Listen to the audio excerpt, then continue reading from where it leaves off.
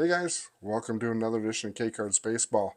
Thanks for joining me on this fine Wednesday evening, wherever you might be. For me, it's nice to be back in the regular home studio, not out in some hotel room with some janky lighting and trying to make videos with poor lighting. It's been kind of sketchy over the last couple of days. I don't know if you guys had a chance to check out any of the past couple of videos, but the quality was not exactly the greatest. Last night was a little bit better than the night before. At least we had a white light last night, but now we're under our regular lighting and back in the home studio, at least for a couple of days.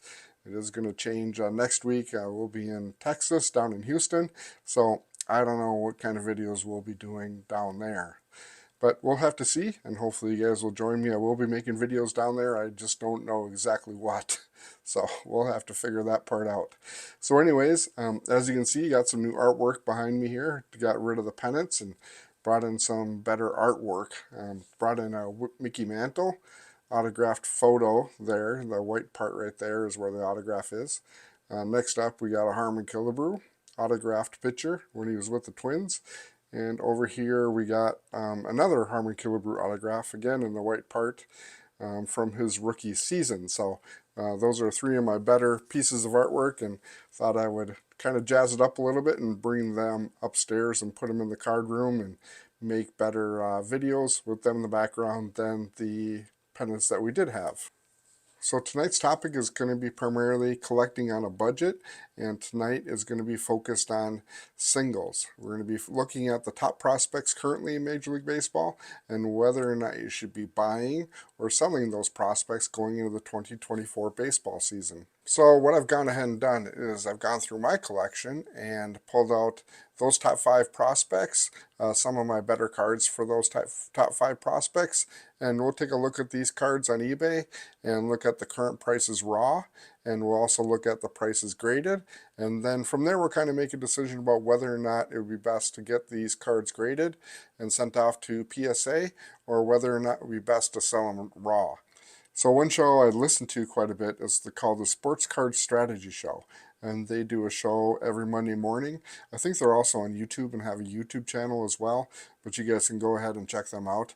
But they primarily talk about buying and selling singles and who is hot in the hobby right now and who they're buying and who they're selling and how much money they're making. They basically go over their wins and losses from the previous week every week, and it is really good to listen to because it'll give you really good ideas about the best players to buy and sell currently in the hobby. My only thing in listening to them is they're talking about high-end cards. So they're talking about parallels, like 101 parallels or 1 out of 10 parallels that they're buying for $2, $3, $4, $500, and they're turning around and selling them for significantly more than that. When you're talking about collecting on the budget, I don't have that kind of money again to spend that much money on singles, whether it be autos or some sort of parallel cards. I don't have that kind of money to invest. If I don't get it in a box of cards that I happen to buy, if I don't get a $200 or $300 card in that box, then I'm not going to be going out to buy it. My biggest win last year, for example, was in Chrome. I got a Gunnar Henderson autographed rookie card, refractor, numbered, I think it was like 174 out of 499. And I took that card and basically resold it for 310 bucks. Kind of kicking myself a little bit for doing that, but I thought it was a pretty good deal at the time, and he was pretty hot at the time as we were looking at him being the American League Rookie of the Year. And I thought about it, and going into next year, whether normally second year, those guys that are rookies of the year, generally their cards will drop off quite a bit. You can look at Michael Harris and Julio Rodriguez, and you can look at the price of their cards from their rookie season when they were both rookies of the year to last year, and you can see that their rookie cards did drop in value somewhat in their second year they did in their first year. So you got to kind of strike when the iron is hot and sell them while they're at their hottest, and that type of thing. And that's basically goes into what the strategy should be. So as we look into 2024, you should be looking at players that are going to be called up right away this spring. because that is when their rookie cards are going to be the hottest. And right now, at the beginning of February, just before spring training, is the time to look at those prospects that are going to be called up at the beginning of 2024 and investing in their cards right now, and then turning around and looking at selling them once the season starts, because especially those players that have to get off to a really good start at the beginning of the season, like I got a feeling that Jackson Holliday and Jackson Chourio, those players are really going to get off to a good start this season, and I think their cards are really going to be hot at the beginning of the year. So anyways, without further ado, I'm going to show you some of the cards that I have, rookie cards that I have, and again, we're going to look at eBay and see what these cards are currently selling for out there, and whether or not we should send them off to get graded or not. And if we decide that some of them might be worth sending off to get graded, we'll go ahead and start that process, and I'll take you guys through the whole process of sending it in to get graded and getting them back and possibly selling them on eBay and going from there. So let's go ahead and get started. Alrighty guys, so what I got here in front of me is the current prospect rankings for 2024, and I've got the top 100 up here.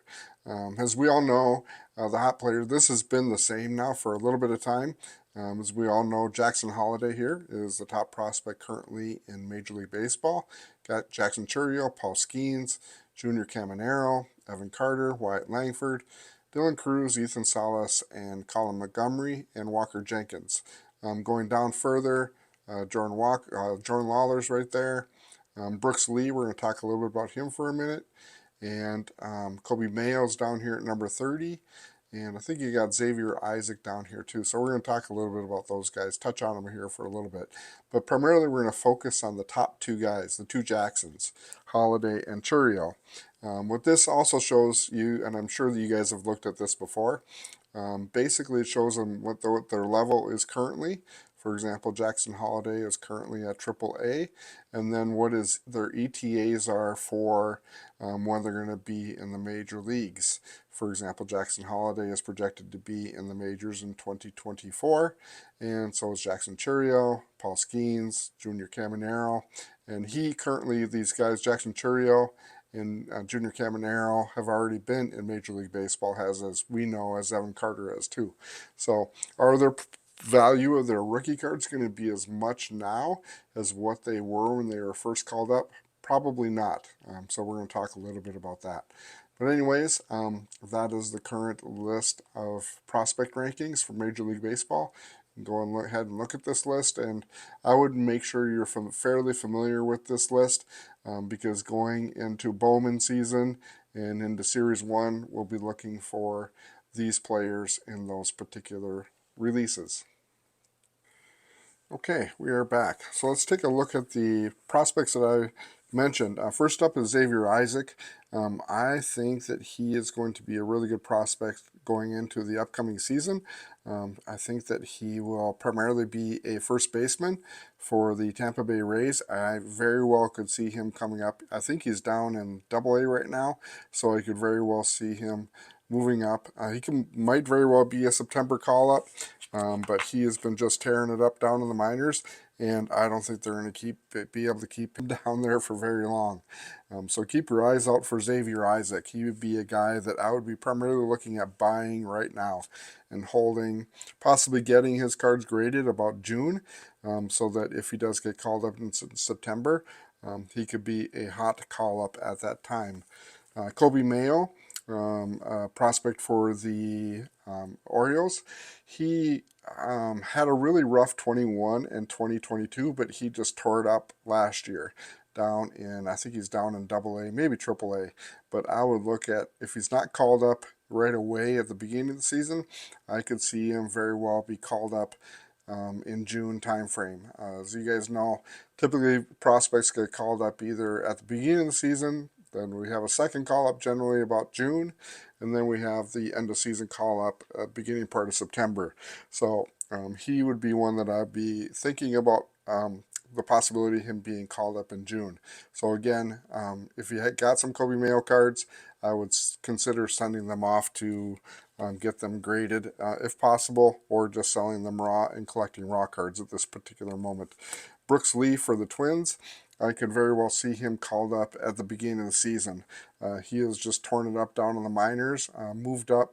2 years ago, he was down in single A ball, and he was up in triple A St. Paul last year, and just tore it up last year in St. Paul. I would expect him to be called up right away, especially with the trade of Jorge Polanco. I could see Brooks Lee being called up right away this spring. I think that's largely the reason why they were willing to move on Jorge Polanco, because they knew they had Brooks Lee coming up behind him. So I think that he's going to be a breakout star or this coming season, and kind of a dark horse for Rookie of the Year. So if you've got Brooks Lee cards and are interested in buying right now, you can get his cards for pretty cheap on eBay. So definitely consider buying Brooks Lee. Junior Caminero, we know that he was called up after Wander Franco, the Wander Franco issue. Junior Caminero came in and stepped into a spot. Did fairly well at the end of last season, but I would look to him to have a really good season this upcoming year.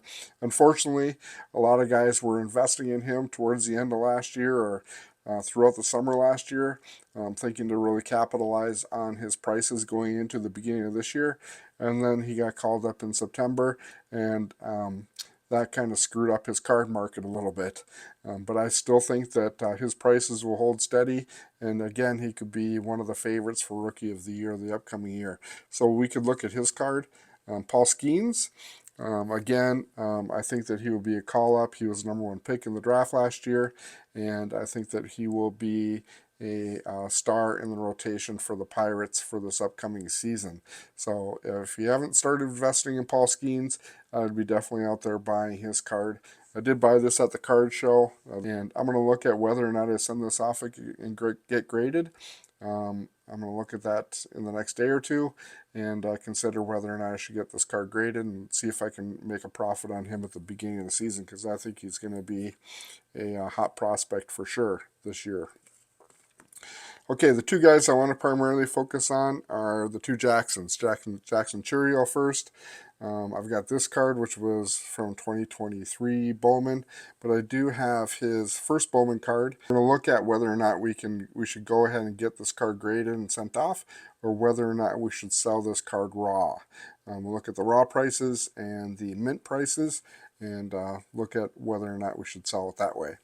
Same as Jackson Holliday. I've got his first Bowman Chrome card here from 2022, and this is a refractor, so it's a pretty decent card. So we'll look at this card as well, and whether or not we should send this off to get graded financially, whether or not it makes sense, or consider selling this one raw as well. So that is what we're looking at. We're going to primarily just look at these two cards right here, and look at them on eBay and see what the best course of action is going forward. So I'm going to flip back to the computer here, and we'll be looking at eBay at these two cards. Okay guys, welcome back. So what I've gone ahead and done is pull up eBay and looked up the Jackson Chourio card that we have, which is this one right here, the Jackson Chourio first Bowman card, number BP79. And as you guys know, the first page on eBay, you're going to have all the Jackson Chourio's BP79s that are currently for sale. But I'm not interested in the ones that are currently for sale. I'm more interested in the ones that have sold. So if you go up here, as you guys probably already know this, if you go up here next to the search button, you see this little icon here that says advanced. So you click on that, and you can go down here to your sold and completed items and hit a search on that, and it'll pull up all of those cards that have sold recently of the BP79. One really cool feature that eBay has added is this track the value of your trading cards icon. So you see this little arrow, this little squiggly arrow button. So if you click on that, it'll pull up this card, and it'll show you the recent trends for this card. This is since February of 2023, so over the last year. So you can see last year this card was selling on February 13th. It was selling for $5.88. You go all the way up to this year, and the most recent sale on it in February of 2024, there were 10 that sold, and the average sale price is $17.42. The peak on January 8th of this past year, there was 26 that sold, and the average price was $19.79. So as you can see, the arrow is going up, and I think the arrow for Jackson Chourio is going to continue to go up to where I think it's going to peak before spring training. So this card would be a card that I would strongly consider selling going into the season. As you can see in November, on its lowest point, it was $1.94 back in November at the end of the season, and that's when sports cards are typically at their worst as far as prices go. So generally, as a rule of thumb, don't sell your cards in November and December. Wait until after the first of the season or after the first of the year when baseball or people are starting to think about baseball and looking at your top prospects and selling them going into this upcoming year. So currently, the current eBay market value on this card is $10.74 that you see right there, and it is down $1.68. You can look at other websites like Market Movers and that type of thing, but I really like this eBay feature on these cards. Alrighty then, so we're looking at our sold and completed items. So currently, as far as the most recent sales of the raw BP79 card, the card that we have, they look like they're selling for this one sold at $5.50. This one is $4.49, $4, and there's a couple more raws that are around $3.50. So to me, here's one for $8.50 that sold raw. Another raw for $3.25, another raw for $2.59. So it looks to me like the raw version of this card is selling for right around $4. So is it worth selling this card right now for $4? Alrighty, so yeah, so we can see that this card is currently selling for about $4 on average in the raw form. But I don't want to look at that. I want to look at what the card is currently selling at in Mint 9. I could look at Gem Mint 10s, but generally when I'm looking at grading, I don't want to count on a card coming back in Gem Mint 10. So I got to assume that the worst a card that I send off to PSA is going to come back is in Mint 9. So that's the price that I look at, because there's very few cards, I shouldn't say very few, but is in my mind it's more likely to have a card graded Mint 9 rather than Gem Mint 10. So I want to look at whether or not, if I send this off to PSA and it comes back in Mint 9, whether or not it would pay for me to send it off to get graded. So looking at the Mint 9s that have sold recently, here's one for $18.38. Here's one for $10.50. This one was a blue out of 150, number 8 out of 150 that sold for $56. Well, I don't have that card in blue. So it looks to me like the Mint 9s are generally selling for, I would say $15 on the top end. Knowing that this card is a $4 value card and the Mint 9 condition cards are selling for about $15 when it costs $19 to get it graded, it probably doesn't make sense to send it off to PSA to get graded and get it back in Mint 9. Now if we're looking at Gem Mint 10, so in Gem Mint 10 in this card, as it comes up here, it's selling for, as you can see, $35, $50. Here's one for $22.50. Now would I send this off and get it graded and sell it for $22.50, knowing that it cost me $19 to get it graded or $15 on sale to get graded, and then you got to pay the 13% eBay fees on top of that? This person didn't make any money on this card at all selling it at $22.50. In order to break even, then you're going to have to be in this $40 range. So here's another one for $29. Not a good investment to send it out to PSA to get it back and sell it for $29. That's about your break-even point right there. I would say 20 right around $30 between getting it graded, the raw value of the card at, let's say, $4, and turning around and selling it for that price and paying the eBay fees on top of that. So $32, there might be a little bit of room there. This person probably made money at 36 with 16 bids. So as you can see, the best that I can probably expect, here's one sold for 62 for some strange reason. The best that I can probably expect to get out of this card in Gem Mint 10 right now is $35. So I would say for me, It doesn't make sense for me to turn around and send this off to get it graded in hopes to break even or make a couple bucks at $35. This might be a card that I might hang on to, sell it at the beginning part of the season, the baseball season, and turn around and sell it raw. I would say right now, I would say you can probably sell it for about 10 or 15 raw at the beginning part of the season, and it might be something worth looking at that particular point. Okay, now let's do the same thing for Jackson Holliday.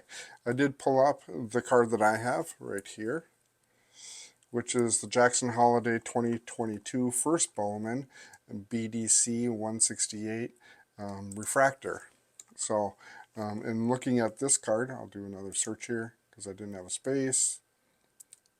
So right now, as you can see in the raw form, it looks like here's one for 13, here's one for 27, here's one currently at 325, 425, da da da da da. So that's the ones that are currently at auction. So again, let's look at what they currently are selling for. So again, we click on our advanced, hit our sold and completed items, hit our search button, and here's what they are selling for currently. You do have choices here over here on the side. One thing I forgot to point out to you, you can choose whether or not you want to look at graded, not graded, or not specified. But let's look at the market currently, the value of the trading card. Again, you can see at its peak, it sold for on January 8th, $210. Here's one for $123, and I'm guessing this is a lot on a graded condition, so total sold. But I want to look at the ones that are currently not graded, so in the raw form.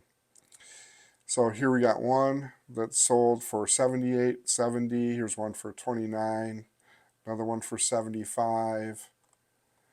Are these ones short printed or parallels? Nope, they're not parallels.